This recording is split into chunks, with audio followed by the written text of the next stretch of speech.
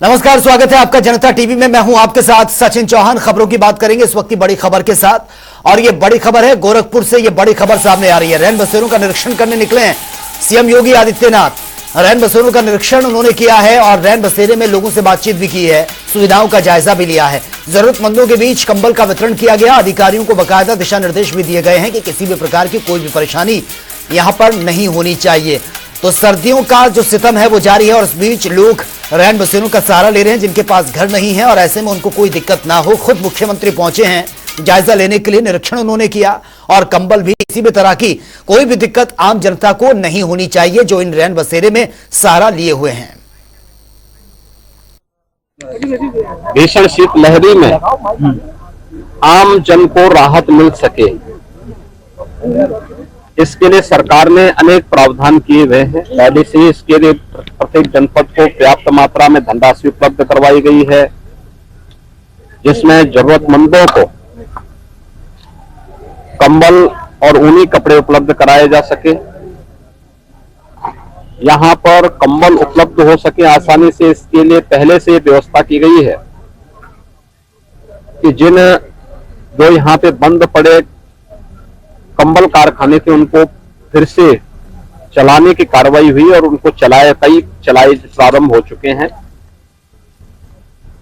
हर जिले में सार्वजनिक स्थानों पर अलाव जले, लोगों को राहत मिल सके,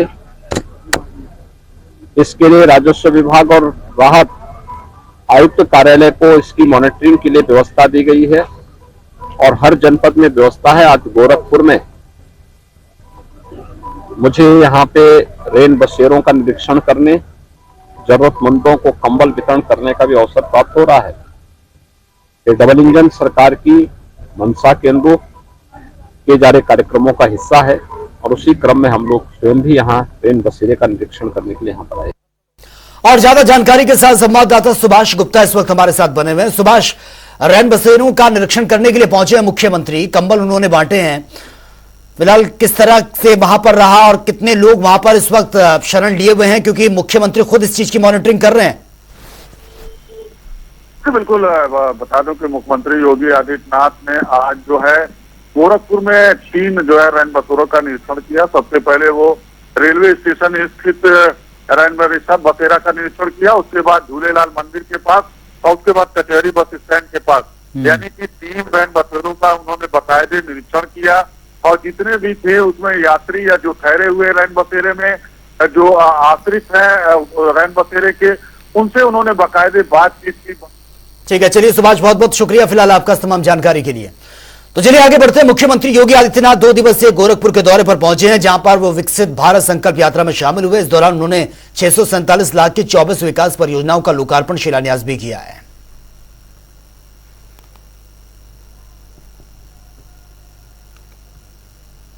से कहूंगा कि गोरखपुर में विकसित भारत संकल्प यात्रा जहां जहां गई है या जहां जानी है, वहां पे भी व्यवस्था सुनिश्चित किया जाए कि कोई जरूरतमंद है, कंबल नहीं तो कंबल दीजिए। हमने सरकार से पैसा उपलब्ध करवाया है। जिसके बाद राशन कार्ड नहीं, उसको वहीं पे राशन कार्ड उपलब्ध करवा दीजिए। जिनके पास आयुष्मान भारत का कार्ड नहीं, उनको आयुष्मान भारत का जरूरतमंद को उपलब्ध करवाइए। किसी गरीब के पास आवास नहीं है, उसको आवास के लिए रजिस्ट्रेशन करवाइए। पीएम आवास योजना में मिलता है, ठीक नहीं मिलता है तो मुख्यमंत्री आवास योजना में उसको आवास आवंटित कर दीजिए। जिसके पास उज्ज्वला योजना का सिलेंडर नहीं है, उसको उज्ज्वला योजना का कनेक्शन उपलब्ध करवाइए। अगर हम 100% सैचुरेशन के इस लक्ष्य को प्राप्त करने की दिशा में कार्य करेंगे, कोई कारण नहीं कि जनता जनार्दन का आशीर्वाद भी मिलेगा, और जनता जनार्दन विकास की गति में तेजी के साथ आगे बढ़ने का कार्य करेगी। भाइयों बहनों, ये संकल्प। तो चलिए आगे बढ़ेंगे इस वक्त की बड़ी खबर के साथ, और ये बड़ी खबर सामने आ रही है। ये बड़ी खबर आप तक पहुंचा रहे हैं। अतीक से जुड़े करीबियों पर पीडीए का शिकंजा कसता जा रहा है, और जैनब के आलिशान मकान पर बुलडोजर चलेगा। बड़ी कार्रवाई, बड़ा एक्शन लिया जाएगा। 3 मंजिला मकान यह है जिस पर बुलडोजर चलाया जाएगा। यह तस्वीर हम आपको दिखा रहे हैं, और ज्यादा जानकारी के साथ सैयद मोहम्मद आमिर इस वक्त हमारे साथ बने हुए हैं। क्या कुछ लेटेस्ट जानकारी आमिर आपके पास? जी बता दें, जिस तरह से बाहुबली पूर्व सांसद अतीक अहमद के भाई अशरफ की पत्नी जैनब का ये 3 मंजिला आलीशान मकान है, ये करोड़ों का मकान पर अब जहां पीडीए का बुलडोजर पीला पंजस भेजेगा। बता दें, इससे पहले भी जहाँ पर कार्रवाई हुई थी और यहाँ पर ये वक्त की जमीन पर अवैध तरीके से मकान बना, इसके अगल बगल पूरी खेती होती थी और कई मार्केट इसके अगल है। अतीक के भाई अशरफ का ससुराल किराया देता है और जो पैसे पूरी फंडिंग होती है जैनब के करोड़ों के मकान पर।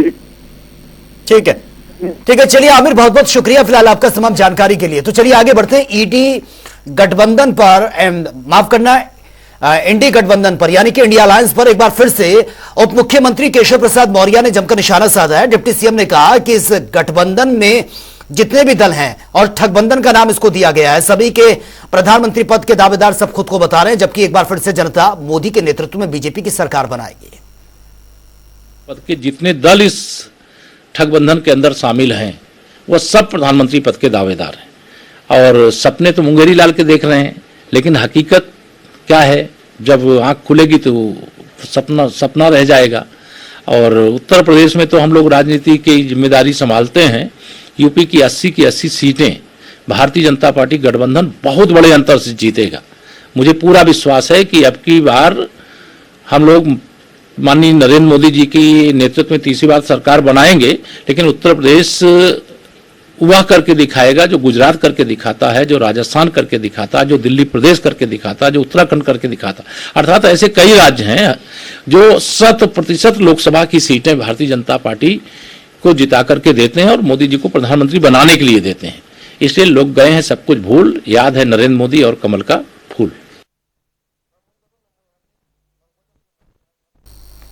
और एनडीए में ओम प्रकाश राजभर का सम्मान बरकरार रहेगा। दरअसल यह कहना है कैबिनेट मंत्री जयवीर सिंह का। दरअसल मैनपुरी पहुंचे हैं कैबिनेट मंत्री ने एक और जहां रामलला की भव्य प्राण प्रतिष्ठा को ऐतिहासिक बताया, तो विपक्ष पर जमकर बरसते हुए भी नजर आए हैं।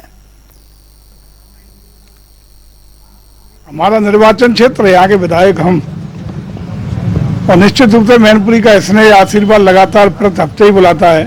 लेकिन आज का विषय खास ये है कि जहाँ खड़े हैं कलेक्ट्रेट का सभागार है, यहाँ आज हम लोग विकास कार्यों की, कानून व्यवस्था की और अन्य विषयों पर प्रशासन के साथ चर्चा करने के लिए आए हैं, जिस पर चर्चा होगी जिले के विकास के विषय, कानून व्यवस्था के विषय और अन्य विषय को लेकर के प्रशासन के साथ मीटिंग करनी है।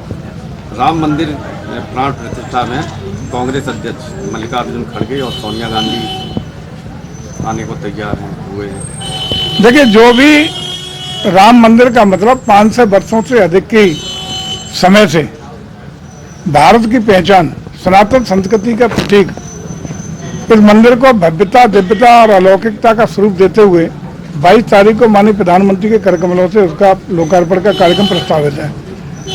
आज की वर्तमान सरकार, चाहे उत्तर प्रदेश की आदरणीय योगी जी के नेतृत्व में चल रही सरकार हो, चाहे देश में माननीय मोदी जी के नेतृत्व में चल रही सरकार हो, इसका मूल सिद्धांत मार्गदर्शन है।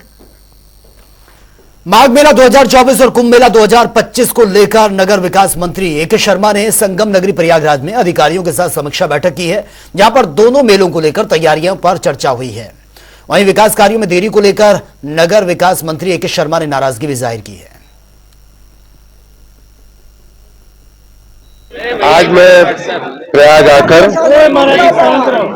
यहाँ इस समय शुरू होने वाले माघ मेले की तैयारियों के बारे में और एक वर्ष बाद होने वाले महाकुंभ मेले की तैयारियों के बारे में अधिकारीगण, माननीय विधायकगण, हमारे महापौर जी, भारतीय जनता पार्टी के अध्यक्ष जी, सबसे और बड़ी संख्या में उपस्थित अधिकारियों के साथ हमने चर्चा किया है।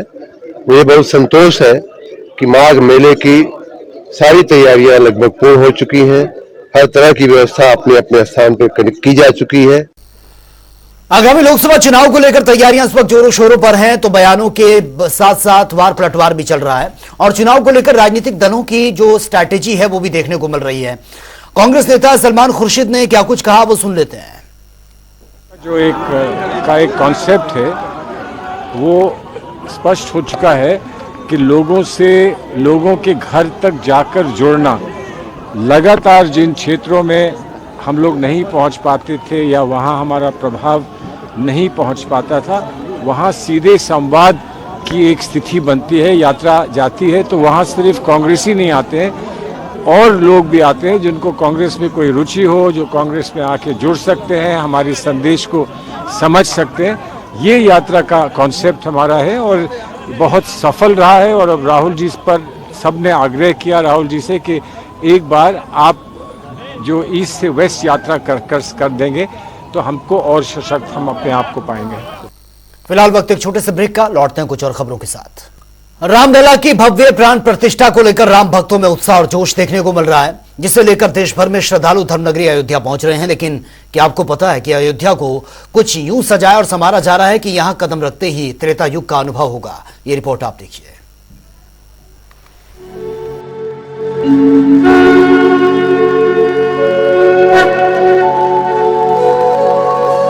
आगामी 22 जनवरी को प्रभु श्री राम के आगमन से पहले पूरी अयोध्या उनके भव्य स्वागत के लिए सज संवर रही है। राम मंदिर में होने वाली प्राण प्रतिष्ठा की खुशी में अयोध्या का कोना कोना भगवान राम की भक्ति में डूबा नजर आ रहा है। अयोध्या में चल रही तैयारियों के तहत अयोध्या की सड़कों, पुल के पिलर्स और सड़क के किनारे की सभी दीवारों पर रामायण के चित्र बनाए जा रहे हैं। अयोध्या का चप्पा चप्पा रामायण की गाथा गा रहा है। दर्शन के लिए आ रहे सभी श्रद्धालु अयोध्या पहुंचते ही त्रेता युग की अयोध्या का अनुभव कर रहे हैं और प्रभु श्री राम के रंग में रंगे हुए नजर आ रहे हैं। मैं ये पहली बार अयोध्या आई हूँ और स्पेशली ये मुझे खींच के लाई है कि राम मंदिर का काम जो इतना बड़ा एक कर्मयोग है, ये कैसे चल रहा है। तो जब भी हम लोग अयोध्या में एंटर किए, हम गाड़ी से आ रहे थे, जब भी हम लोग अयोध्या में एंटर किए तो देखे कि जगह जगह दीवारों पे ऐसे रामायण का जो छवि है वो पेंटिंग किया जा रहा है। तो तभी हम लोगों को, तभी से हमको एक ऐसा फीलिंग आया कि हम ऐसे त्रेता युग में पहुंच गए हैं, सामने जैसे रामायण चल रहा है। ये मेरा सेकंड टाइम अयोध्या में है, आया है मैंने। अयोध्या पहले का जो अयोध्या था और अभी आज का जो अयोध्या, ये दोनों में आसमान जमीन फर्क है। अभी इसको नया रूप दे रहा है और ऐसा रूप देने चाहते हैं इधर का जो लोग बना रहा है अयोध्या को, नया अयोध्या को। ये आप जब अदर अयोध्या में पदार्पण करेंगे तब आप फीलिंग होगा कि आप त्रेता युग में आ गया है। चारों तरफ मंदिर का जो उसका जो नया रूप देने का इसका प्रतिष्ठा चल रहा है। राम मंदिर का तो बात ही अलग है, वो तो अभी बन रहा है। हाँ ठीक है, टाइम लगेगा, लेकिन बनने का बाद ये Ayodhya will be really center of attraction among the tourism, particularly the holy tourism. That will be वही होगा सबसे बड़ा आकर्षण इधर का। मेरे ख्याल से भारत का ये नंबर 1 प्लेस होगा। अयोध्या के सुंदरीकरण में लगे कारीगर पूरी लगन और मेहनत के साथ इन कार्यों को समारोह के पहले पूरा करने में जुटे हुए हैं। ये सभी कारीगर मिलकर श्रद्धालुओं के लिए राम नगरी अयोध्या की यात्रा को यादगार बनाने में लगे हुए हैं। ये भगवान राम से संबंधित ये सारी पेंटिंग बना रहा हूँ और जिसको कोशिश कर रहा हूँ कि पूरी अयोध्या को भगवान राम से संबंधित सारी पेंटिंग को भगवान राम को बनाने की कोशिश कर रहा हूँ। अयोध्या में दर्शाऊंगा कि भगवान राम वास्तविक में आएंगे 22 जनवरी।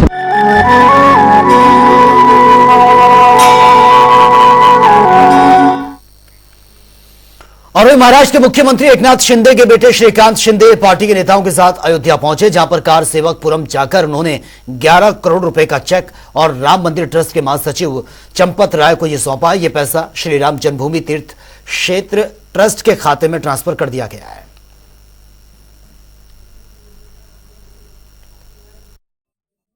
सेना के मुख्य नेता और महाराष्ट्र राज्य के मुख्यमंत्री आदरणीय एकनाथ शिंदे साहब ने महाराष्ट्र की जनता की तरफ से, राम भक्तों की तरफ से 11 करोड़ रुपए का धनादेश राम मंदिर के लिए भेजा है। वो देने के लिए मैं, खासदार डॉक्टर शिंदे साहब, श्रीकांत जी शिंदे साहब और हमारे सब सहकारी आए थे। हमने वो यहाँ दिया है। राम जन्मभूमि मंदिर निर्माण के लिए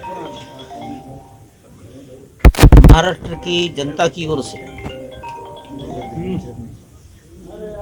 महाराष्ट्र के राम भक्तों की ओर से 11 करोड़ रुपए का चेक लाए हैं। ये पैसा बैंक में ट्रांसफर हो गया है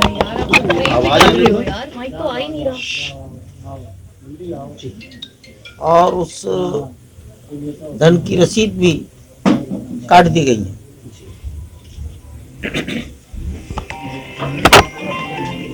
ये एक बहुत ही उत्साह देने वाला समाचार है। और 22 जनवरी को होने वाली रामलला की भव्य प्राण प्रतिष्ठा को लेकर सुरक्षा व्यवस्था पर विशेष ध्यान दिया जा रहा है, जिससे कि अयोध्या आने वाले श्रद्धालुओं को किसी भी तरह की कोई परेशानी ना हो। प्राण प्रतिष्ठा से पहले ही श्री राम जन्मभूमि तीर्थ क्षेत्र ट्रस्ट और पुलिस प्रशासन के साथ समन्वय बैठक हुई है, जहां पर सुरक्षा व्यवस्था समेत तमाम मुद्दों पर चर्चा भी हुई है। जो इश्यूज उनके समझते और अपने वाले जो हैं उनके साथ में साझा करते हैं, वही आज किया। सारा का सारा जो वार्तालाप राम जन्मभूमि पर होने वाले प्राण प्रतिष्ठा कार्यक्रम से संबंधित था। उसकी कुछ बारीकियां जो हैं पूरे कार्यक्रम की, उनके बारे में उन्होंने हमें बताया। रामनगरी अयोध्या सज रही है, समर रही है। यहां पर त्रेता युग का अनुभव किया जा रहा है और ऐसी तैयारियां की जा रही हैं कि इसके साथ ही रामायण काल में लुप्त हो चुके पेड़ पौधों से भी अयोध्या को सजाने पर काम यहां पर किया जा रहा है। ये रिपोर्ट आप देखिए।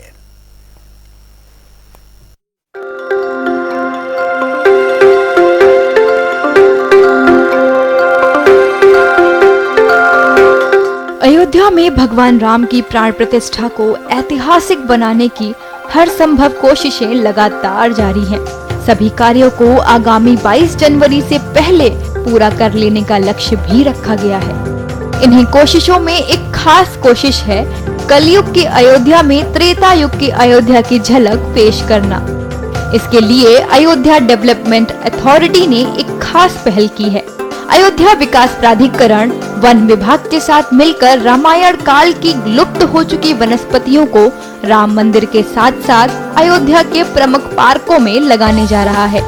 अभी अयोध्या के प्रमुख मार्गों पर हरे भरे और अलग अलग रंगों वाले पेड़ पौधों को लगाया जा रहा है। ये पौधे अयोध्या के प्रमुख मार्गों को सुंदर और आकर्षक बनाने में मदद करेंगे। हम लोगों ने ये हमेशा प्रयास किया है, जो वाल्मीकि रामायण में उद्धृत जितने भी प्रकार की वनस्पतियां हैं उन्हीं को हम लोग प्रमोट करें। उसमें से जो जातियां विलुप्त हो रही हैं, विलुप्त होने वाली जातियों को भी हम लोग दोबारा से प्रमोट करें। तो वन विभाग के साथ मिलकर अयोध्या विकास प्राधिकरण बड़े पैमाने पर प्लांटेशन और जो रामायण कालीन वृक्ष और वनस्पतियां हैं उनको दोबारा से उत्पन्न लगाया जाए, यहाँ पर इसका कार्य किया जा रहा है। इसके अतिरिक्त हार्टिकल्चरल ब्यूटिफिकेशन फ्लावर्स के साथ में जो सीजनल फ्लावर्स हैं उनको लगाते हुए ये भी बड़े पैमाने पर विकास प्राधिकरण द्वारा कराया जा रहा है। अयोध्या के सौंदर्यीकरण के लिए चलाए जा रहे अभियान के तहत किए जा रहे सभी कार्यों में सबसे विशेष है अयोध्या को हरा भरा और सुंदर बनाना। इसके लिए अयोध्या विकास प्राधिकरण ने कमर कस ली है। अयोध्या में इसके तहत मध्य प्रदेश के नर्सरी संचालक द्वारा पौधे लगाने का काम युद्ध स्तर पर चल रहा है। अभी इन्होंने 2 साइडें हमें दी हैं। एक रामपथ दिया है जिसकी लंबाई लगभग 3 किलोमीटर से ज्यादा है। इसके बाद जैसे काम खत्म होगा धर्मपथ का काम शुरू कर दिया जाएगा। लगभग कितनी संख्या में पेड़ों को लगाया जाएगा? अभी 50,000 पौधों का लगभग ऑर्डर है, जिसमें छोटे पौधे भी हैं और बड़े पौधे भी हैं। खास पौधों को लगाया जा रहा है और भी खास पौधों को अभी मोस्टली जो है बोगनविलिया डिवाइडरों में भरा जा रहा है। इसके बाद बड़े बड़े हाइटेड पौधे आएंगे 8 से 10 फीट, जिसमें कोनोकार्पस है, टिबुविया रोजिया है, टिबुविया अर्जेंटिया है। ये पौधे और आ रहे हैं। अभी लगातार गाड़ियां आ रही हैं और यहाँ पर पौधे लगाए जा रहे हैं। कितनी खूबसूरत दिखेगी ये? बहुत सुंदर दिखेगी। सब कलर वाइज है, मिक्स कलर नहीं है। व्हाइट है, ऑरेंज है, पिंक है, पर्पल है, अलग अलग पैचेस में पौधे लगाए जा रहे हैं। जब इनमें फूल आएगा ना तो पूरा सड़क रंगीन दिखेगी ये।